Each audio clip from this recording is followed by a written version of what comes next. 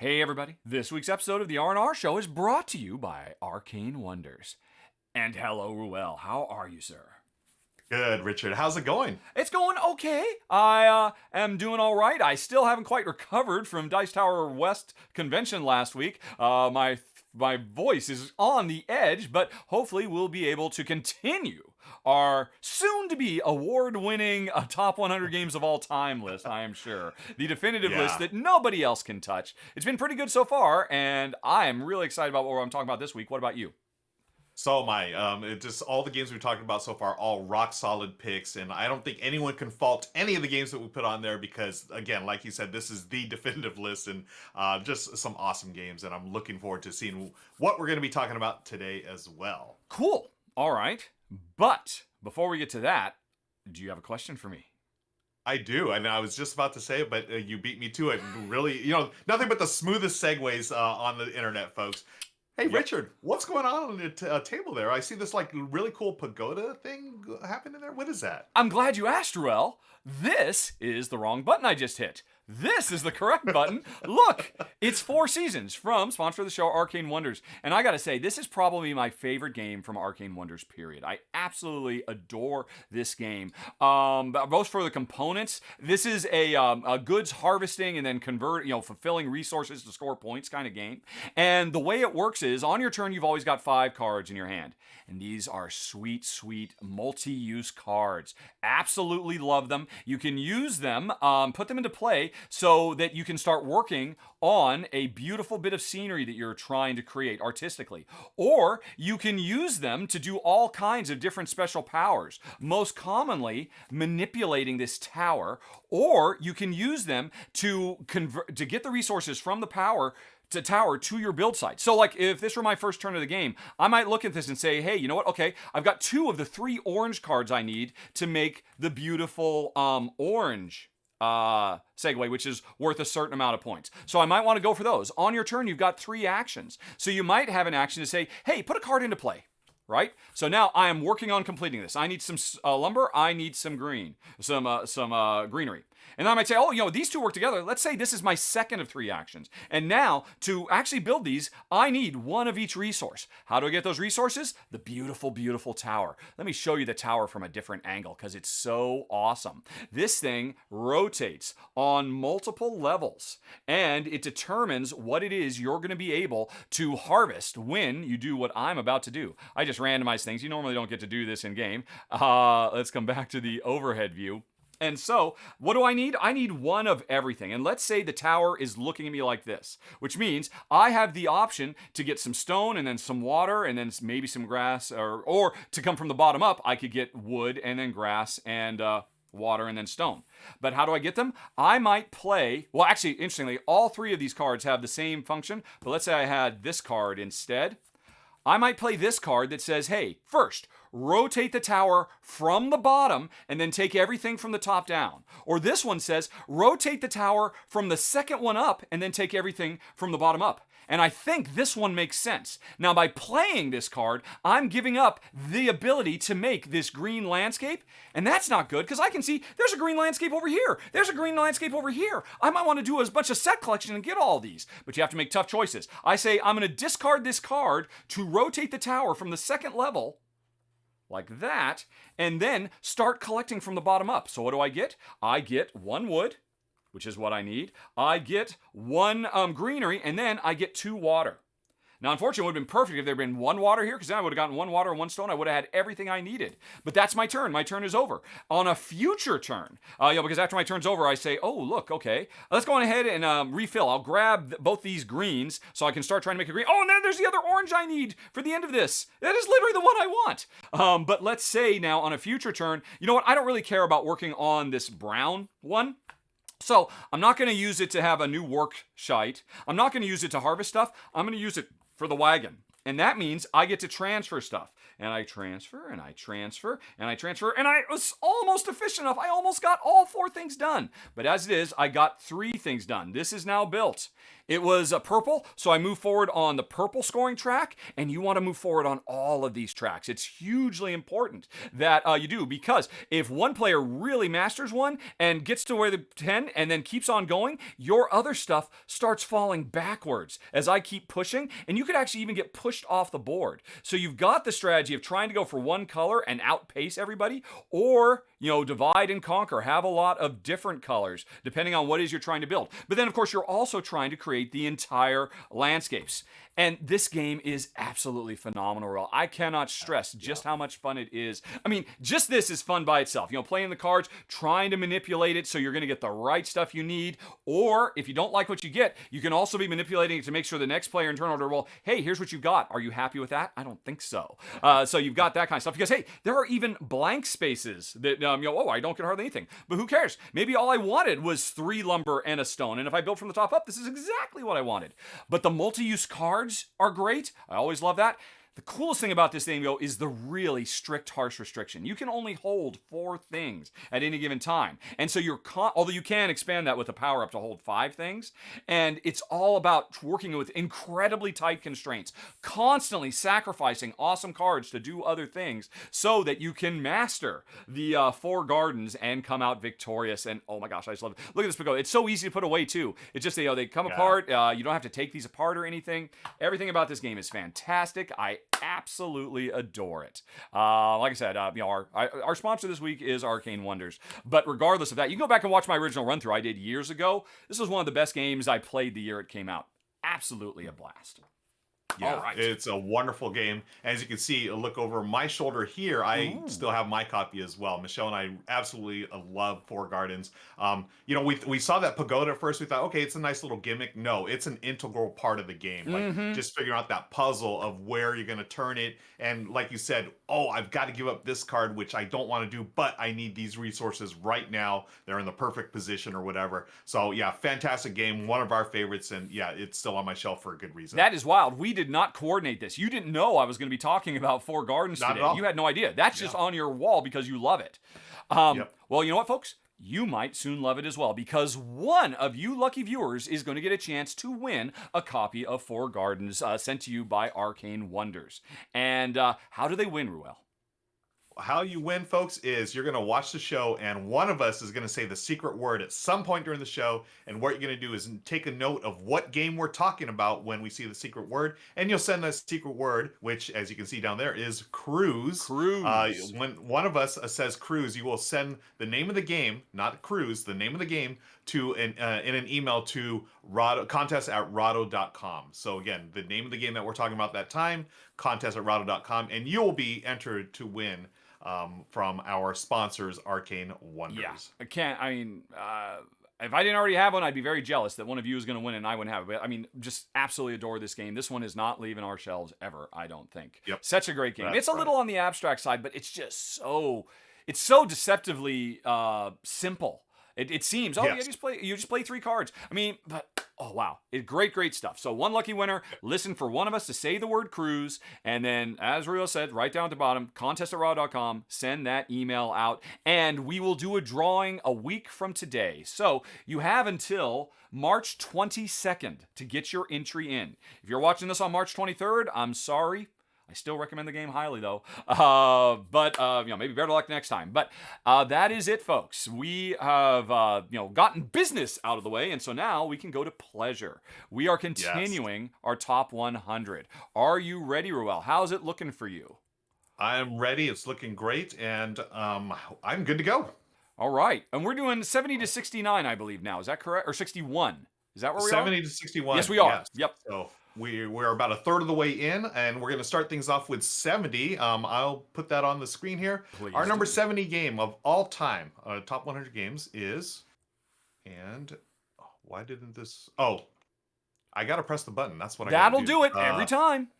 That's how we roll. Okay, our number 70 game of all time is Yeah. QE, quantitative easing. So QE Oh. from Board Games BoardGameTables.com. Now, you had a little funny look on your face. It's interesting. I'm very interested to hear about this. This is a 3-player minimum game, so it's 3-player minimum games generally Yes. don't come across Jensen my table too often. So Yeah, I'm wrapped with attention. Why is this one of the greatest games of all time? one of the greatest games because, Richard, I'll tell you this, it is the greatest auction game out there. Wow. Ever. And we just had a fantastic one. You'd mentioned Raw by Reiner Knizia, one of my all-time favorites. Yep. QE takes it up another level, and here's why. Okay.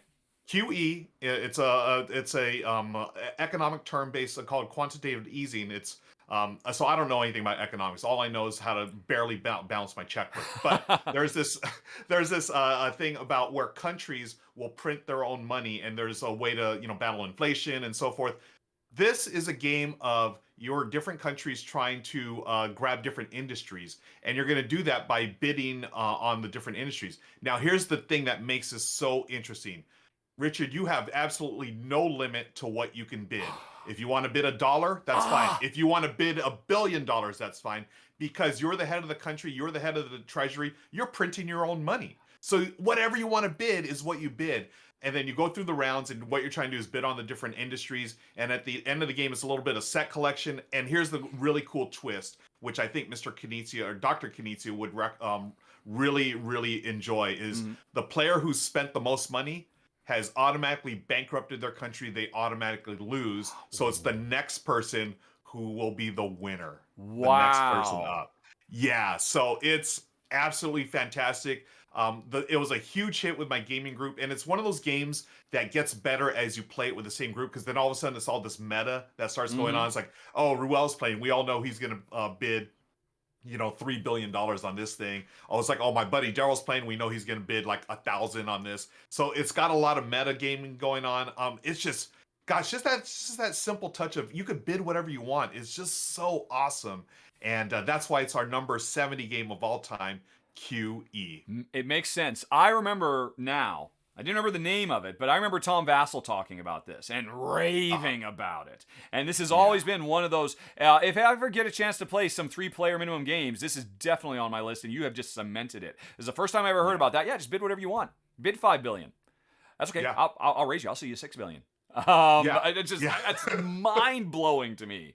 It's so funny. Like, there's games where I've played where, like, we've spent like a total of like 120,000. Then there's other games where we played it's like 26 billion. It's so crazy and so huge ranging. But yeah, now I think about it, I'm kicking myself, because this would have been perfect to play at Dice Tower West with you. 3-player minimum. We could have easily gotten a game together. And come on, man! It was on your list. Copy. I didn't know. I don't know why. I don't know why, but it is just an awesome game, and that's why it's ranked so highly. Number 70, QE. Oh man, I like that a lot. Yeah. It's interesting too. Like I said, I mean, I had put Raw in the 90s of our list, and Raw is a tough act to beat, but that sounds really freaking cool. Yeah. And as much as I love Raw and Dr. Knizia, this one, I think it's a purer form of auction. Yeah. I think. Yep. Cool. Yeah. All right. Well, that was our number 70, and I like it a lot, but not as much as I like our number 69, Circle the Wagons. Oh my goodness. I know you are a fan of this publisher. Am I right? Yes.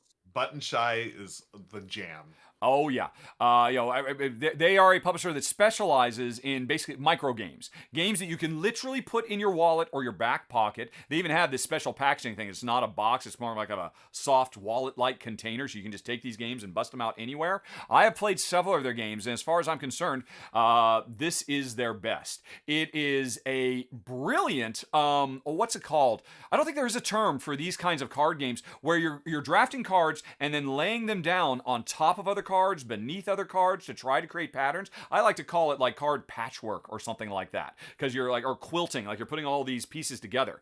And what you do is, as is often the case with Button Shy games, you set up the game by shuffling up your, I think it's 18 cards, 16 or 18 cards, draw 3 of them and flip them over. Those become the unique objective combination of stuff you have to do this game, which is brilliant of itself, because there's so many different objectives. You'll never play the same game of this twice. Then you start playing, and this is a 2-player game. I believe there's solo rules as well. well, but I've only played it 2-player with my wife.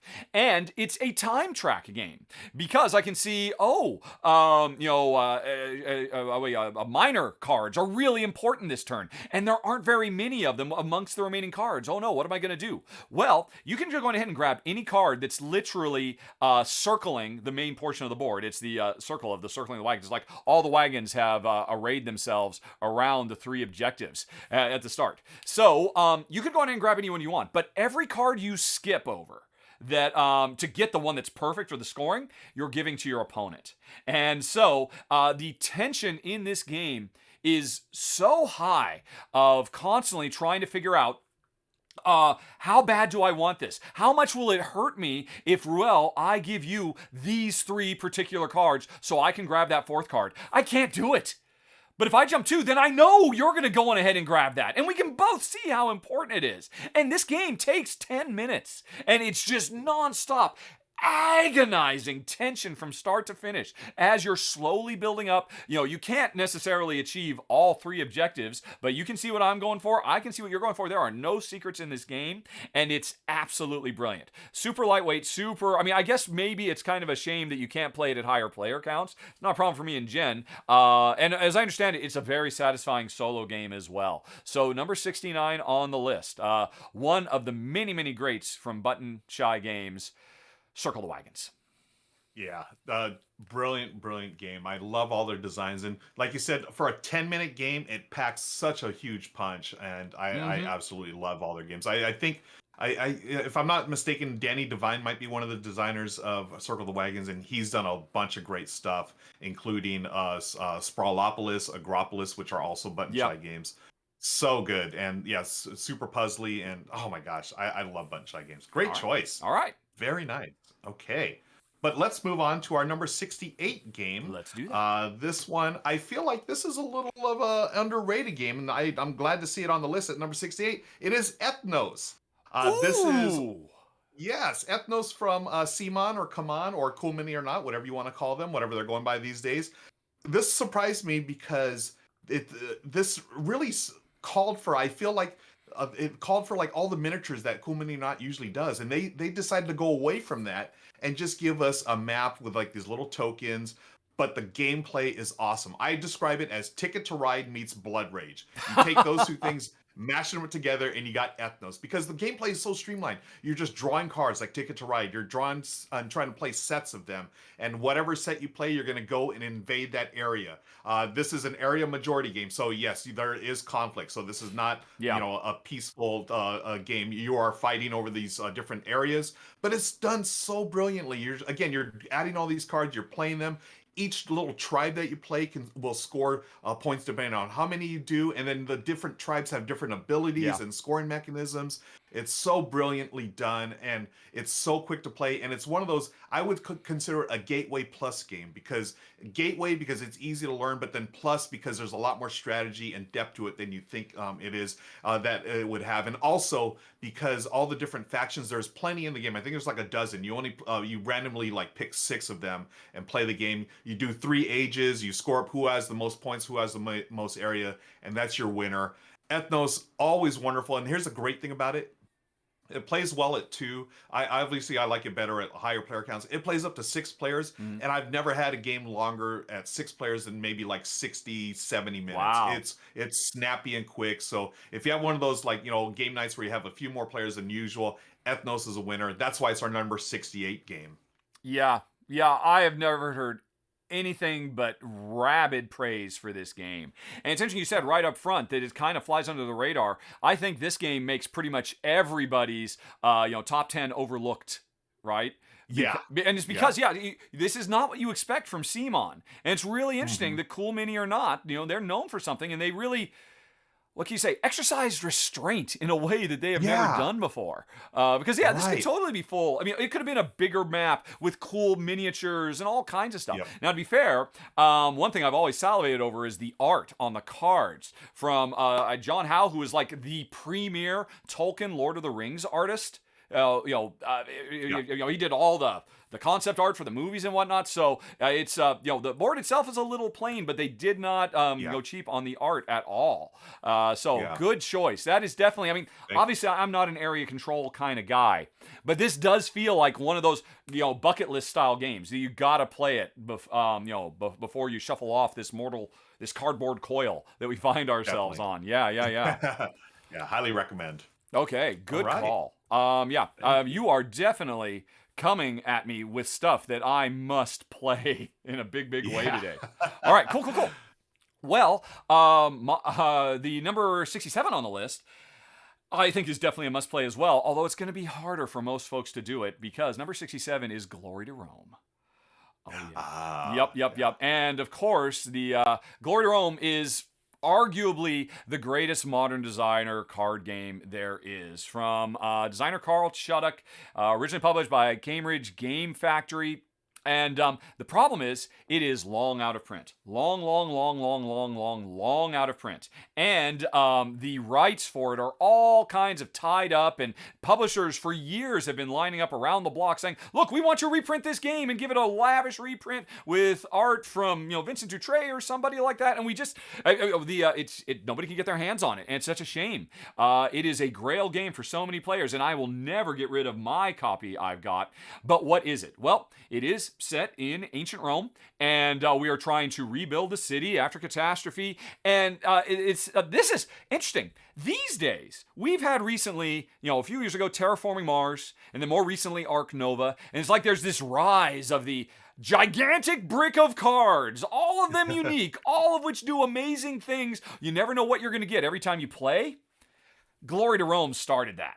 That's what Glory Rome is. It's just full of amazing cards that all do such a wide variety of stuff. Every time you play, you're going to get a different experience. But this is also the granddaddy of multi-use cards. Nobody does it better than Glory to Rome. Because every card, you can tuck it under your board on the left, and that means it is a patron who will do work for you. You can tuck it under the bottom of your board, and it becomes resources that you can use to build buildings. You also need to use these buildings for foundations to build other buildings. And cards that you don't use end up going into a common pool in the center of the board that other players can grab stuff from. So the level of interactivity in this game is super high, super interesting, because this is also a game where, hey, when I decide I'm going to do a crafting action, if somebody else at that moment has a craft card in their hand, they can say, oh, look, I'm going to follow you. I'm going to do it too. So you're really invested in every player's turn.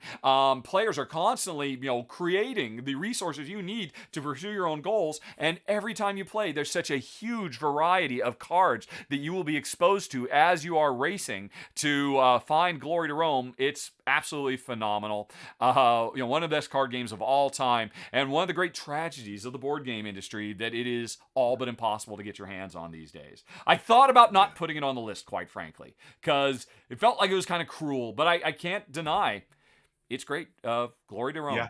And Rome demands wood, as an aside.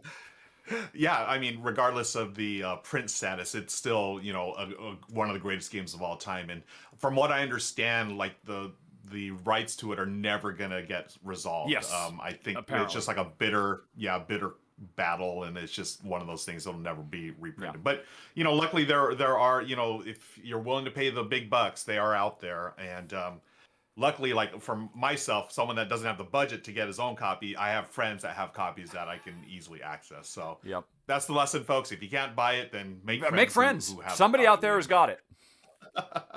Great call. Awesome choice for number 67. Right. But let's move on to number 66. This is another game that will probably surprise you. It surprised me because as I was ranking my games, I was surprised like how this one kept going up and up on my list. It's Train's Rising Sun. Oh my gosh. Really? Yeah, that's what I thought too, and I kept coming up, and because it's a wonderful game. We just talked about Ethnos, that was a mash of Ticket to Ride and Blood Rage.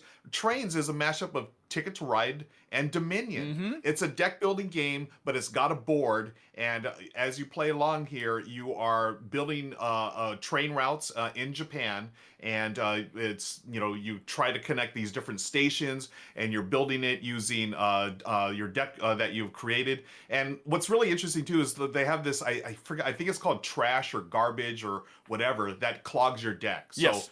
as you're building these things, you are generating garbage, and and you need to get it out of your deck because it's clogging up. So I think it's a really interesting way to do that.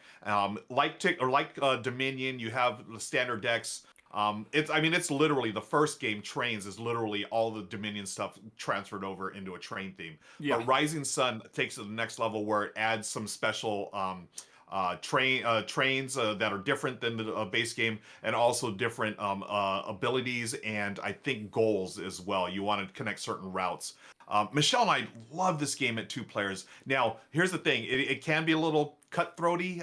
It Yes. can be a little mean. But you play more players, it's a little less that. But we still really enjoy it. I think a lot of it's because we loved our trip to Japan. And, as we're traveling on, as we get on there, we just think of the times when we're in Tokyo and we would cruise from one station to another on these trains, and Shibuya, and also Mitaka and so forth.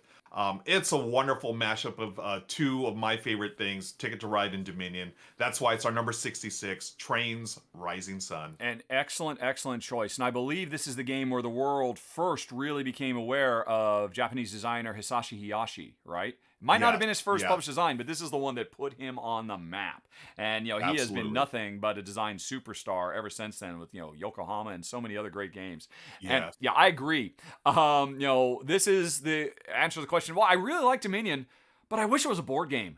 And it's surprising just how great a board game Dominion can be. I completely agree. Good call. Good call. Thank Definitely. you. Yeah. All right. Cool. All right. Well, that was number 66. And all right. It's interesting. You're right to say it's a surprise, but it shouldn't be. It's so good. I wonder if this is one of those ones that everybody just takes for granted. Oh yeah, that was really good. But it's just Yeah. You know what? I think part of it too, I really wish AEG would have really pushed it. I felt like they released Trains, they did Rising Sun, they sort of just, okay, that's it. I feel like they really could have made a push for it, but it is what it is. Maybe it just didn't sell as well as they thought it would. But they did the expansion. You know what they need to do? Game. They need to get John D. Clare to do a new updated design of it in the Cubitos universe. And it'll blow up. Yes. Yeah. Good call. Yep. Okay, cool. Well, an excellent choice. Man, I haven't thought about that game for years, but you're right. Just thinking about it and looking at it makes me want to play it again. But not as much as number 65 on the list, The Loop. Oh my goodness, I love The Loop so much. Oh my God. One of the best new cooperative card games to come out in years. Absolutely phenomenal. Agreed. And it definitely has kind of a pandemic-inspired vibe. This is, I like to think of them as firefighting games, because, hey, we're running around a map trying to deal with all kinds of problems that are popping up, while also keeping in mind that there's some big overarching goal we're trying to do. Very much like the pandemic. In this game, we are time travelers who are trying to stop the nefarious Dr. Fu or Dr. Foe, depending on what area of the world you live in, because it got a rename when it came to the States. But either way, he's an evil time traveler trying to destroy the fabric of space-time, and at the center of the board is his time machine, which is a cool little miniature cube tower. And whenever he acts, what he does is he rotates that, and you can see there are 3 ramps that anything that drops in will come randomly out. And so every once in a while, he does bad stuff, and you've got to get these evil space-time continuum rip cubes, drop them in, and you hope and pray, oh, please let them go down the right ramp. If they go down the center of the left ramp, everything is destroyed. Okay. And there's so much really interesting long-term planning in this game, because, that's what we're trying to clean up. All these cubes, he's literally spewing all over the board, ripping up all the different, eras of time, the age of industrialization, the age of the information age, the Bronze Age, and all of that. And each player is a member of an elite time-traveling squad. Each of us have our own superpowers that we can use all the time. But more importantly than that, we also have a hand of cards, all these different artifacts that we can find scattered throughout history that make us progressively more and more and more powerful. And everything about this game is absolutely phenomenal. I think what really stands out for me more than so many games of its ilk is you can so clearly see what is going to be happening, what you have to plan for, what the immediate threat to this game is. That's not to say there aren't random cards that get drawn and will surprise you and whatnot, but you know where Dr. Fu is going to strike X. You know what you have to do this round to clean up because there's a 1 in 3 chance or a 1 in 2 chance or a 1 in 5 chance that things will blow up on you. And can you afford to take those risks? But all that aside, the most impressive thing about this is those artifacts I was talking about, they all have different suits on them that represent, I don't know, vortices and warps and stuff like that. And while you're building your deck of special powers you're getting, you kind of want to get them all from the same suit. Because one of the things you can do on your turn is, after you played all your cards and used all their special powers and all that, you can trigger a loop. Which means you get to untap all the cards of one of those suits and activate them again. This will cost you resources that you need for other stuff, but when you pull off a perfectly timed double or even triple turn, where you loop and then loop again, it is one of the most satisfying feelings you are ever going to have in all board gamedom. All the variety of all the objectives you have to do, all the different stuff Dr. Fu's going to... The game comes with, I think, like 3 or 4 different scenarios that add extra type devices that Dr. Fu or Foe throws at you. Everything about this game is fantastic, including a wickedly... genuinely funny sense of humor, if you like time travel puns, which it turns out Jen and I do. So that plus everything else puts it on the list at number 66, or I'm sorry, 65, The Loop. Yeah, fantastic choice. And again, this was not planned, but if you look over, oh my gosh, here is on it happen my shoulder, again? Look what do I have on the shelf there. It Wow. is absolutely wonderful. Love The Loop. As you said, one of the best co-op games released in years, and for all the reasons you said, just wonderful. And it's I'm glad you mentioned the humor, because there was a lot of funny little time travel puns in there. And, yep. Folks will enjoy that during that. But let's move on to our number 64 game. Yes, do it. This one, we're going to travel back a little bit in time here, about 40 years ago, back to the 70s. Number 64 is Watergate. Mm-hmm. This is a 2-player game based on the Watergate incident back in the 70s. President Richard Nixon and blah, blah, blah, blah, blah. What it is, basically, friends, is Twilight Struggle Light. That's the way I describe it. It's got a very similar card play mechanism. And hey, look at that. Look at those 2 fine gentlemen playing the game there in the video. That's Shay Parker and yours truly, Ruel Capula, playing it when I first joined the channel. I adore this game, and Michelle and I really got into the history of the game. It's based on actual history, all the events, as you can see there. You can see Shay playing a card there. What it is, it's a tug of war. You're trying to bring momentum to your side in order to win for your side. Basically, it's either the Nixon administration or the press. One side or the other is going to win. The press is trying to take down Nixon. Nixon is trying to weasel his way out of his just desserts. And one of you is going to win. There's no ifs, ands, or buts about it. It's a tug of war. Whoever gets the most, I think it's momentum on their side to complete their goals is going to win. And you can see there, you see the it's like a little bit of route building or network connections where you're trying to connect the evidence to Nixon. And there's ways that you can do that as the press as you play cards. But then Nixon has his allies as well. You can play his cards. So and so might flip or whatever, and you can block access to that. So. Oh, it's a wonderful game. Yeah. Very tense and very quick. It plays between 30 and 45 minutes. And that's why it's our number 64, the wonderful Watergate.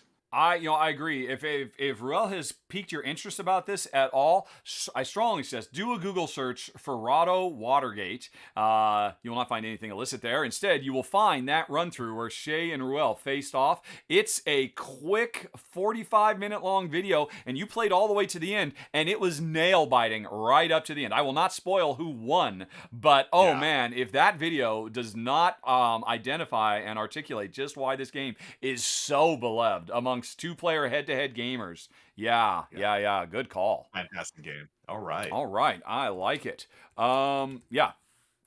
of course, I'm just going to like these things more and more as we go because these are the best games of all time, as we clearly stated right up front. And I think we are delivering, folks, including with number 63 on the list, Jump Drive. And now, I probably have a little bit of egg on my face because I just finished talking about Glory to Rome, which is widely considered to be one of the greatest, if not the greatest, designer card games of all time. I put Jump Drive over Glory to Rome. Yes! And nice thing is, Glory to Rome is easy to get. It's not hard out of place to get. This is basically, you could call it Race for the Galaxy Express. It captures all the really fun, nail-biting, intense decisions of, I got a handful of all these really great galactic empire-building cards, but if I want to play this particular one, I got to trash these other ones. I don't want to trash anything. I need all of these cards. They're all amazing. Which again is the Race for the Galaxy formula. What this game does, though, to jump drive and make us go at super duper speed is it drops the playing cards to trigger actions that every player else follows. This game is just to the metal. You are trashing cards to play other cards. Those cards either give you immediate benefits or ongoing benefits for the rest of the game. And it is rare that you will find a game that has compounding rewards as fast as this game. This game generally takes like 4, 5, or 6 rounds and it's over. And at the end of the first round, everybody looks around and says, oh, I made 1 space buck. I made 2 space bucks. That last round, I made 70 space bucks. And boom, I just won the game. Well, I made 75. It's just absolutely incredible. The satisfaction you get as it just ramps up quicker and quicker and quicker. I totally forgot to put it on the screen. Sorry about that, folks. Oopsie. I was just so excited about this game. I forgot to do my job and actually show what it looks like. But trash cards, play cards, everybody reveals cards at the same time. This is arguably a very multiplayer solitaire type game. A lot of people will argue that's why it's not as interesting. But I've never really, honestly, the game is so fast. There's no time to worry about what everybody else is doing. You are just going from zero to hero faster than just about any other game that the modern designer card game industry has ever seen. And it's so satisfying. And like its predecessor, Race for the Galaxy, another thing I've always loved is, after it's over, I still feel like I've told a story. A little story in miniature of a galactic civilization that grew, pursued certain things, decided, oh, that's not working, let's pivot and do this other thing. And I always just love that I feel like I've been part of a vast, Dune-style epic that just happened to play out in 15 or 20 minutes. It's appropriately named. This is such a warp speed fast game. Jump Drive is so satisfying, so much fun. It's number 73 on the list. I fully agree with you. I think this game, I wish I would have learned this game before I learned Race for the Galaxy and Roll for the Galaxy. Really? Because when I learned Roll for the Galaxy, that was the first one I learned. It was early in my, when I got into board gaming, and just the iconology and everything else, it was a little overwhelming for me as a new player. This is the one I would introduce to new players, right? Because number one, it doesn't have as many icons that you need to learn. But number two, like you said, it's so snappy and quick. It's so satisfying. Like within 5 minutes, you're like, oh, all right, here's my engine. I'm getting everything going. Then 5 minutes later, oh, we're done. Who won? And it's like, but it's cool. Like you said, you can tell your little mini story, and then as always happens with this type of game, let's play it again. You will definitely play it once, twice, maybe 3 times in a session. Absolutely love it, and a great choice for number 63, my friend. Jump Drive. Excellent, excellent. I'm glad you agree. And now, if you just don't like the spacefaring theme, there's an alternative from the same designer, Tom Lehman, one of the greats of modern board game design. Previously, he had done a different themed game called The City. And it's the same basic idea. You're trashing cards to play other cards. You're building up really fast. That game focuses more on resource generation, whereas Jump Drive focuses more on card combo stuff. But if you would prefer like a modern day setting, check out The City. If you love sci-fi, though, you can't go wrong with Jump Drive. Yeah. And that's actually the one Michelle prefers. She likes The City, and we play it every now and then. It's wonderful. Yep. All right. So great choice. Let's move on to our number 62 game. Let's do it. Another one that may be surprising to some people, but number 62 is The Godfather, Corleone's Empire. Oh my gosh, really? Godfather. Yes. So this is interesting. I felt like this game was overhyped when it first came out, but then can a game that's overhyped be underrated at the same time? Because I feel like it is. It's got this weird, because at the time, if you remember, a lot of content creators came out and they all did this thing at the same time. Oh, You that's remember right. I that? remember. Oh, Yeah, Rodney yeah, Smith like organized a Rodney bunch of Smith. content creators because they were Yeah. all fans of the game. It's not that Yep. they were, paid. They were just all genuinely super excited. And on the same Yeah. day, they all look. Here's us focusing on this game from a million different angles, Yeah. and it kind of was like backfired. coordinated. Yeah, it almost like, I felt like it got overhyped maybe, and people just, oh, we don't want to, whatever. Everyone says it's great, maybe it's not. It is. It's a Eric Lang game. It's in the Blood Rage sort of like epic thing, but again, I love the IP. I'm a huge fan of The Godfather, one of my favorite games, movies of all time. And this, while at times can feel a little like generic Mafia, there are hints of The Godfather in this. You are playing, it's an area control game. You can see there in the cards, you have different resources. So you're going to play, either alcohol or money or illicit drugs, so it's an adult themed game, right? Yes, this is not definitely. for kids. But if you watch The Godfather, that's what it is. You are trying to take over territories by playing these cards, and you're going to do drive-bys. You're going to put people. There it is. People are going to go in the river. They're going to sleep with the fishes, folks, and you know what happens there. It's an area control game. I think it's wonderful, and it's criminally underrated for whatever reasons. I think it might have been one of those overhyped games, but oh, it's wonderful. I played it at different player counts. So 2-player isn't bad, but if you can play it at 3 and 4, that's where you want to play it. Set collection, area control, area majority. Each round, you're limited to how much money you can have at a certain time, so you're gonna have to eventually give up resources, which is always agonizing. Yeah. But gosh, I love this game. I've played it several, maybe at least a dozen times, and it's always epic. It has one of those things that I like about Eric Lang games where, you're playing the game the first couple of ages, you're setting yourself up. Then at the very end of the game, you have this big epic round where everyone is going to end up sleeping with the fishes. Who's going to be left remaining in New York to control it? You will see. And that's why it's our number 62, The Godfather, Corleone's Empire. Yeah, I have to admit, I had not paid attention to this game originally, but then I did a top 10 last year with the guys from Shelfside, which is a great YouTube channel. I mean, those guys are hilarious. I love everything they do. And this is now the second time I have sat down while somebody tells me how amazing this game is and how criminally overlooked it is. Because, I mean, this is from Eric Lang. This is from Mr. Blood Rage. This is from Mr. Onk. I mean, one of the most celebrated, highly thematic and yet still really satisfying Euro-y style game fusion designers. Maybe the most highly celebrated working in the industry. And somehow this one just hasn't quite gotten the same amount of love and attention. And from everything I've seen, if you're down to clown, if you are into the subject matter, and you are ready to send your opponent to sleep with the fishes, as you say, it's a no-brainer. I've heard nothing but great things about it, and I have nothing but respect for Eric Lang's design chops. So it makes perfect sense to me that this would put on the list at number 62. Yeah. All right. Okay. We got one more. Yes, we have. And oh my gosh, I can't imagine much more of a 360 between that one and number 61 on the list, Fresco. Oh man. Talk about 360. Am I right? Nice. I don't know if you've played Fresco, Ruel. I will admit, have not, honestly. This is one of the earlier games that got Jen and I into the board game hobby. We discovered it, I think, in our first year of gaming, and just instantly fell in love with it. And it has got now some of my absolute favorite mechanisms. At the time, I just thought, oh, that's kind of cool. But now I recognize, this game does this better than anybody else. This is I guess you could call it kind of a worker placement game where players are artisans along the lines of a Michelangelo or a Leonardo da Vinci type Renaissance era. And we have been hired to restore the fresco of a massive cathedral. So we're working on redoing the ceiling, which means we have to collect paints, we have to mix paints, and then we have to deploy those paints to different tiles in the center of the board to score points.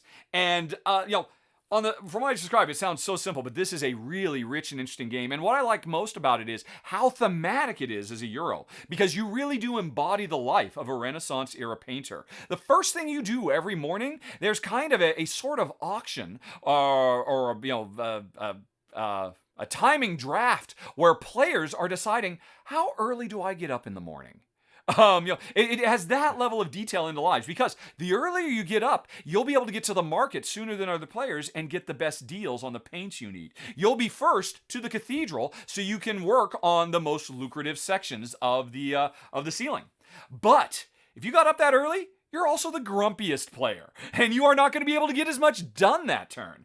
So you literally have fewer workers that you can place to represent all the actions you're doing. But don't worry, because if you save a little bit of time in the evening, you can go out to the theater, and that will rejuvenate your spirit, and you'll offset the fact that you're completely exhausted because you keep getting up at 5 in the morning every day, to beat everybody else out. But so I've loved all of that, but from a gameplay perspective, what's really special about the game is simultaneous action selection, because everybody decides, what am I going to do today in secret behind a shield? All right, I'm going to try and spend a couple of hours in the market. I'm not really going to do the cathedral at all today. I'm going to spend the afternoon doing personal portraits for rich people because I can see, oh, that's a really cool special power I could earn if I get down there. Will I get there before anybody else? Or do I not worry? Can I afford to sleep in late? Because chances are nobody else even wants that. And since I'm not even going to be, I don't care about what's in the market right now. I'll take whatever I can get. I can sleep in, get more actions, and focus on this other stuff. But inevitably, there is the moment when everybody, with a flourish, reveals what they have chosen, how are they going to spend their day, and around the table is like, oh no,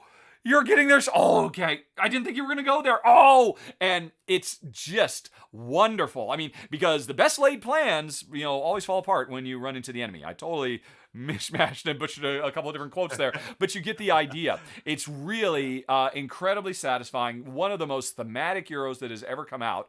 Also, it has a fantastic 2-player variant that, these days, two-player variants, I think for the most part, publishers are really kind of focused on. Let's try, if we ever have to put a dummy player in, let's try to make it as really simple to manipulate as possible. This is an older game that eschews that and says, no, there's just a third player on the board, and every other turn, I get to control that character called Leonardo, and I can use him to, manipulate the state of the world. If he's going to get up earlier, then I can make sure I'll get what I want, and he gets what you want, so you're stuck with something else, unless you get up earlier in the morning. When he manipulates, when he works on sections of the ceiling, he'll pull over the bishop who will appraise the work and give extra points. And if I'm controlling him, I'll try to have him work on a space that means the bishop will come over to the area I'm working on. So he'll notice all the good work I'm doing as well. And by the way, you're on the other side of the board. You're working on different stuff. Too bad for you. It's really great. And then it's also fun just to mix paints. The game literally comes with a paint mixing guide on top of everything else. So it's absolutely phenomenal. Again, it's an older game, so I don't know if many people, caught. I think it got a super big box deluxe capture all the expansions a few years ago. It's definitely worth seeking out if you're at all interested in the subject matter, or like me, you like simultaneous action selection, or you just like really, really thematic mid-weight Euros. Fresco's one of the best. That's why it's number 61. Yeah, this one's been high on my list of games I need to play. It's well regarded, and I know that the Wake Up track was very influential in Jamie Stegmaier's Viticulture. He Yes, sort of you're right. took that. Mm-hmm. Yeah, he took that idea, and also there's another game, also Queen's game, called Parfume, which also used like a very streamlined version of that mechanism as well, which I think is very clever. But yeah, Fresco, I need to play it, and just based on your, what you just said about it, it's shooting to the high top of the part of my list of games I must play. Excellent. But, Excellent. All right. So, okay, folks, wow, we've done it again. How do we keep again. pulling this together week after week? We did it somehow. But the question is, did we say the secret word? Did Ruel or I say the word cruise? And did you hear it? Because if you did, you make note of the game that you heard one of us talking about, and make a note of that and send it to an email at contest@rahdo.com so you can win the prize. Oh, yes. An excellent, excellent prize. 4 seasons. Yep. Okay. That's it. We are done. That was 61. So we're not quite halfway through the list yet, but it is just getting better and better every step of the way. So remember, folks, we're getting together and counting down top 10s every week, and hopefully we'll see you again next time. So, Ruel, let me just say once again, as always, thank you very much for helping me out with this. This week, you have definitely made my mouth water for some games that you have added a few games to my bucket list. Yeah. Which I thought I'd kind of seen it all. Yeah. Yep.